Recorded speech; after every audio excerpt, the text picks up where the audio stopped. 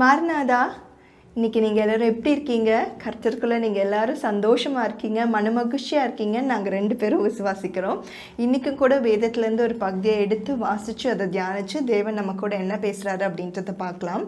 எடுத்துக்கொள்ளுங்க. நீதிமொழிகள் 21வது அதிகாரம் 3வது வசனம். Proverbs chapter 21 verse 3. படிங்க கேளுப். To do righteousness and justice is desired by the Lord more than sacrifice. ஆமாம், பலியிடுவதை பார்க்கிலும் நீதியும் நியாயமும் செய்வதே கர்த்தருக்கு பிரியம் அப்படின்னு சொல்லிட்டு இன்னைக்கான வேத வசனம் இருக்கிறது. இதான் படிக்கும் பொழுது ஆண்டவர் என்ன சொல்கிறாருன்னா, பலியிடுவதை பார்க்கிலும் நீதியும் நியாயமும் செய்வதே கர்த்தருக்கு பிரியம். அப்போது பலியை தேவன் தேவையில்லை அப்படின்ட்டு சொல்லலை, அதை காட்டிலும் நீதியும் நியாயமும் செய்வதே ஆண்டவருக்கு பிரியமான ஒன்றாக கருதப்படுகிறது. இதுக்கு ஒரு பெஸ்ட் எக்ஸாம்பிள் பாருங்கள். நம்மளுடைய பிள்ளைகள் நல்லா படிக்க வேண்டும் என்று நம்ம ஆசைப்படுவோம். அப்போ அவர்கள் நல்ல மதிப்பெண்களோடு கூட வரும்பொழுது நம்ம என்ன பண்ணுவோம், பார்த்துட்டு பரவாயில்ல நீ 100 மார்க்ஸ் எடுத்துட்ட, இட்ஸ் ஓகே, பட் இருந்தாலும் கூட நீ டிசிப்ளின்லேயும் 100% இருக்கணும் அப்படின்னு சொல்லிட்டு நம்ம பார்ப்போம். அப்போது படிப்பு தேவையில்லை அப்படின்னு சொல்லிட்டு இல்லை, இருந்தாலும் இதை காட்டிலும் ஒழுக்கமாக இருக்கிறது எனக்கு பிரியமான காரியம் சொல்லிட்டு தாய் தந்தையர் பெற்றோர்கள் பிள்ளைகளிடத்தில் சொல்லுவாங்க. அதே போல தான் பலியை பார்க்கிலும் அதை ஆக்ஷனில் போடுவதை தான் தேவன் என்ன பண்றாரா, ஒரு பெரிய ஒரு காரியமாக தேவன் கருதுகிறாரு. நம்ம ஜெபம் பண்ணுவதோ இல்லை தேவனுக்கு உகந்த காணிக்கை செலுத்துவதோ இல்லை தேவனுக்கு பிரியமான காரியங்களை நம்ம செய்வதோ எதையுமே தேவன் குற்றம் என்று சொல்லவில்லை. ஆனாலும் அதை நம்மளுடைய வாழ்க்கையில அபியாசப்படுத்த வேண்டும். தேவன் சொல்லுகிறதான அந்த உடன்படிக்கையை மீறாமல் அவருடைய வழியில நடக்க வேண்டும் அப்படின்றத ஆண்டவர் சொல்றாரு. இப்போ அநேக பேர் பைபிள் வாசிக்கிறோம், அதுல இருக்கிற எல்லா வசனங்களையும் மனப்பாடமாக நம்ம வச்சிருக்கிறோம். ஆனா அதை நம்ம எவ்வளவுக்கு எவ்வளோ வாழ்க்கையில அபியாசப்படுத்திருக்கிறோம், எவ்வளவுக்கு எவ்வளோ நடைமுறையில நம்ம அதை எடுத்து கொண்டு போகிறவர்களாக இருக்கிறோம். நம்ம சும்மா வாய்மொழியில நம்ம படிக்கிறத விட்டுட்டு அதை நம்மளுடைய வாழ்க்கையில எப்படி பயன்படுத்த வேண்டும் அப்படின்றத நம்ம நிச்சயமாக கருத வேண்டும். அதைத்தான் ஆண்டவர் சொல்றாரு, பலியை பார்க்கிலும் நீதி செய்ய வேண்டும், நியாயம் செய்ய வேண்டும், அதுதான் எனக்கு உகந்தமான ஒரு காரியமாக இருக்கிறது அப்படின்னு சொல்லிட்டு ஆண்டவர் சொல்றாரு.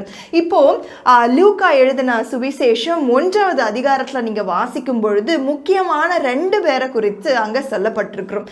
யாருன்னு பார்க்க போனீங்கன்னா சக்கரியாவும் மரியாளை குறித்து அங்க சொல்லப்பட்டிருக்கிறோம்.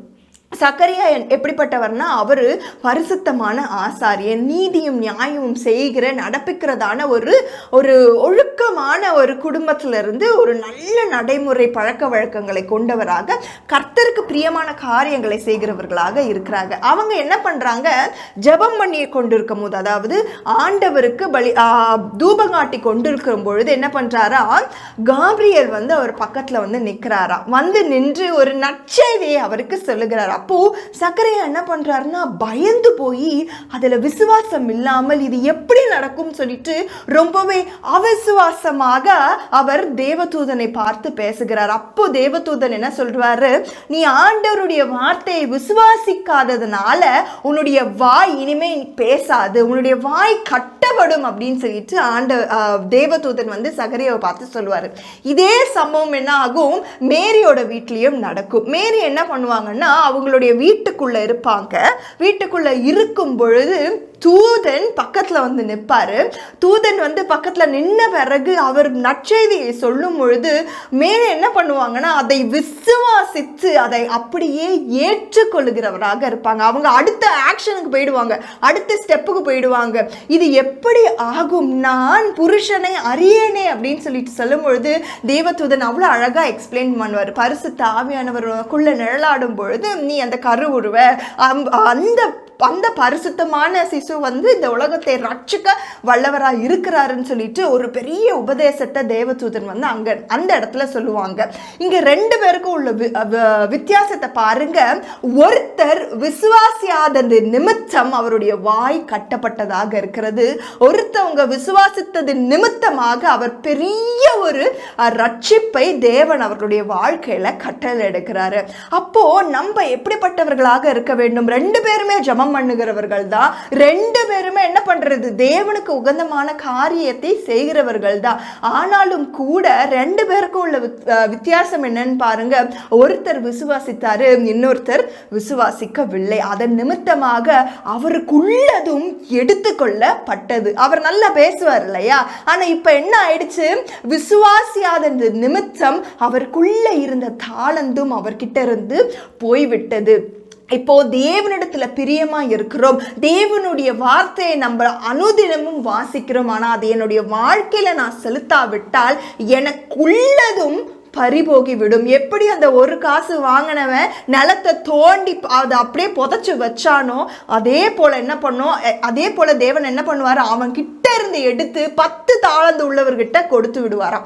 அப்போ நம்ம ரொம்ப ஜாக்கிரதையா இருக்கும். நமக்கு தேவன் நம்மளை நம்பி ஒரு பொறுப்பை கொடுக்கும் பொழுது அதை ஆக்ஷன்ல நம்ம போட்டு அதுல எப்படி நம்ம ப்ராக்ரஸ் பண்றது அப்படின்றத நிச்சயமாக நம்ம பார்க்கணும். இல்லை நம்ம ஜெபம் மட்டும் பண்ணுவேன், நான் ஜெபத்தை மட்டும் பண்ணிட்டு ஆண்டவருக்கு பிரியமா இருப்பேன்னா அது கூடாத காரியம். ஏன்னா விசுவாசம் இல்லாமல் தேவனிடத்துல பிரியமா இருக்கிறது கூடாத காரியம். நம்ம வாழ்க்கையில நம்ம என்ன படிச்சோமோ, நம்ம என்ன தேவன் நம்மளுக்கு கட்டளை இடுகிறாரோ அதை அபியாசப்படுத்த வேண்டும், அதை ஆக்ஷன்ல காட்ட வேண்டும். இல்லை நான் மட்டும் ஐடியலா தான் இருப்பேன், நான் வெறும் ஜெபம் மட்டும் தான் பண்ணுவேன், வேற எந்த காரியத்தை நான் செய்ய மாட்டேன், அப்படியே நான் ஜெபம் பண்ணிட்டு மட்டும் இருப்பேன், பலியை மட்டும் நான் செலுத்துறேன், காணிக்கையை மட்டும் நான் செலுத்துறேன் அப்படின்னு சொல்லிட்டு நிலத்துல இறங்கி வேலை செய்யலன்னா அதனுடைய பலனை நாம் அடையவே முடியாது. நீங்க பார்க்கலாம், யோசேப்பு வந்து எவ்வளவு கஷ்டப்பட்டார் இல்லையா, ஆனா தேவன் அவரை உயர்த்துகிற நாள் வரும் பொழுது தேவன் என்ன பண்றாரு, ஒரு பெரிய ரெவலேஷனை ஜோசப்க்கு கொடுக்கிறாரு. ஜோசப் சும்மா ஒன்னும் அந்த ரெவலேஷனை பெற்றுக்க மாட்டார், நிச்சயமாக ஜெபம் பண்ணியிருப்பார் இல்லையா. ஜெபம் பண்ணி தான் அந்த ரெவலேஷனை பெற்றுக்கொண்டு ராஜாவிடத்துல போய் சொல்றாரு, இந்த மாதிரி ராஜாவே இது காரியம் பஞ்சகாலம் வரும், அதுக்கப்புறம் ஃபர்ஸ்ட் செழிப்பான காரியம் வரும், அதுக்கப்புறம் பஞ்சகாலம் வரும், நம்ம ரெடியா இருக்கணும்னு ஆண்டவர் சொல்றாருன்னு சொல்லிட்டு யோசேப்பு சொல்லும் பொழுது ராஜா பாருங்க ஒரு பெரிய ரெஸ்பான்சிபிலிட்டியை யோசேப்பு இடத்துல கொடுக்கிறார் இல்லையா. அப்போ உன்னை தவிர்த்து வேற யாராலையும் இதை வந்து இந்த காரியத்தை நடப்பிக்க முடியாது ஜோசப், அதனால நீங்களே இந்த காரியத்தை பார்த்து நேர்ச்சியாக இதை செய்து முடிங்கன்னு ஜோசப்ட்ட சொல்லும் பொழுது அந்த காரியத்தை யோசேப் என்ன பண்ணல, தட்டி கழிக்கல. இல்ல நான் ரெவலேஷன் மட்டும்தான் ஆண்டவர் எனக்கு கொடுக்க சொன்னாரு, நான் அதை மட்டுமே செய்கிறேன் அவர் சொல்லி இருந்தார்னா அவர் ராஜாவுக்கு அடுத்த ஸ்தானத்திற்கு தேவன் அவரை கொண்டு போய் நிறுத்திருக்க முடியாது. அவர் என்ன பண்றாரு, அடுத்த ஸ்தானத்துக்கு போகிறார், அவர் ப்ராக்ரஸ் பண்றாரு. எப்பவுமே கடமையை குறித்து நம்ம பயந்து நம்மளுடைய இடத்திலேயே உட்கார்ந்து கொண்டு இருந்தோம் ஆனால் நம்மளால முன்னேறவே முடியாது. தேவன் ஒரு காரியத்தை சொல்லும் பொழுது அதை எடுத்து நாம் செய்ய வேண்டும்.